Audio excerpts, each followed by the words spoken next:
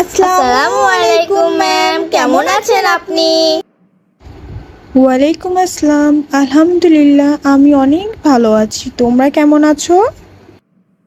আলহামদুলিল্লাহ, আল্লাহর রহমতে আমরা সবাই অনেক ভালো আছি।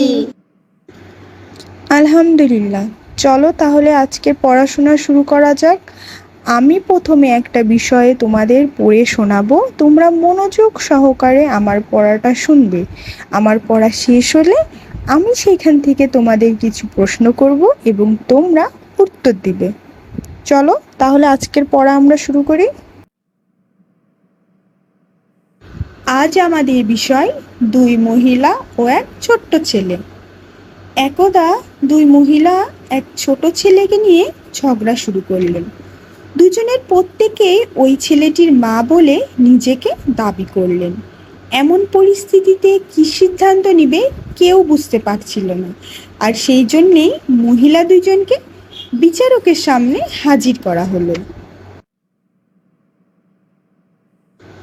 বিচারক উভয় মহিলার বক্তব্য শুনলেন। সিদ্ধান্তে আসার পক্ষে এটা একটি জটিল সমস্যা ছিল।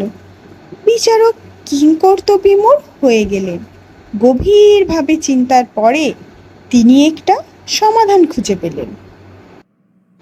তিনি তার লোকেদের মধ্যে একজনকে ডাকলেন এবং বললেন, শিশুটিকে কেটে দুই ভাগ করে ফেলো।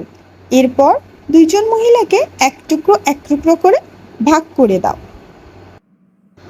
বিচারকের এই আদেশ শুনে দুইজন মহিলার মধ্যে একজন উচ্চস্বরে চিৎকার করে বললেন, আপনার দোহাই লাগে, আপনি দয়া করুন, শিশুটিকে ওই মহিলাকে দিয়ে দিন। হতভাগা শিশুটিকে বাঁচতে দিন। আমি শিশুটির দাবি ছেড়ে দিচ্ছি। অন্য মহিলা চুপ করেছিলেন। বিজ্ঞ বিচারক এবার আসল মাকে শনাক্ত করলেন।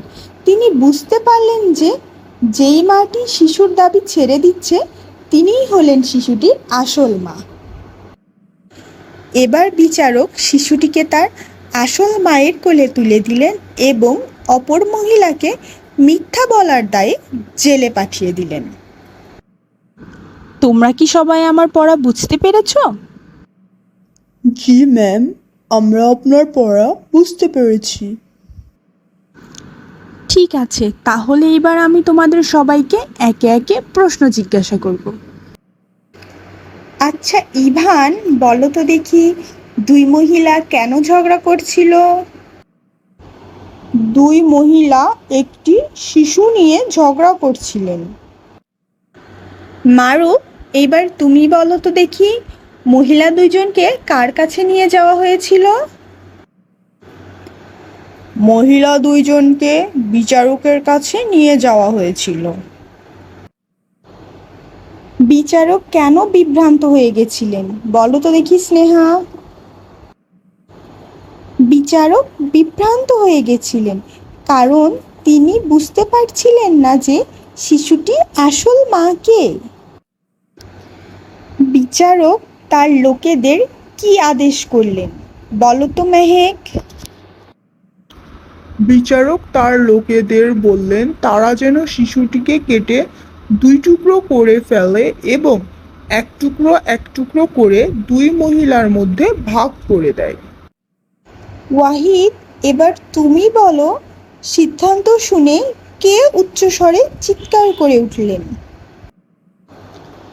সিদ্ধান্ত শুনে আসল মা উচ্চস্বরে চিৎকার করে উঠলেন। রুহানি, এবার তুমি বলো তো দেখি যে আসল মা কেন তার দাবি ছেড়ে দিলেন? আসল মা তার দাবি ছেড়ে দিলেন কারণ তিনি চাচ্ছিলেন না যে তার ছেলেকে কেটে দুই টুকরো করা হোক। মুশফিক, এবার তুমি বলো তো দেখি, অপর মহিলাটি কেন চুপ করেছিল? অপর মহিলাটি চুপ করেছিলেন কারণ তিনি শিশুটির প্রকৃত মা নন। বিচারক শেষে কি করলেন বলো তো দেখি স্নিগ্ধা। বিচারকটি শেষে আসল মায়ের কোলে তার ছেলেটিকে তুলে দিলেন এবং অপর মহিলাকে মিথ্যা বলার জন্য জেলে পাঠিয়ে দিলেন। মাশাআল্লাহ, তোমরা কিন্তু সবাই অনেক ভালো উত্তর দিতে পেরেছো। আর এই গল্পটা পড়ে আমরা কি বুঝলাম? আমরা বুঝলাম যে মা প্রত্যেকটা পরিস্থিতিতেই কিন্তু তার সন্তানকে আগলে রাখে। বাবা মা কিন্তু কখনোই তার সন্তানকে কষ্ট দেয় না। আর আমাদেরও উচিত সবসময় বাবা মাকে সম্মান করা, শ্রদ্ধা করা, এবং তারা যেরকম আমাদের ভালোবাসে আমাদেরও উচিত তাদের ঠিক সেইভাবেই ভালোবাসা। আজকে তাহলে এই পর্যন্তই। কালকে আবার দেখা হবে। তোমরা ভালো থাকবে, সুস্থ থাকবে। আল্লাহ হাফেজ।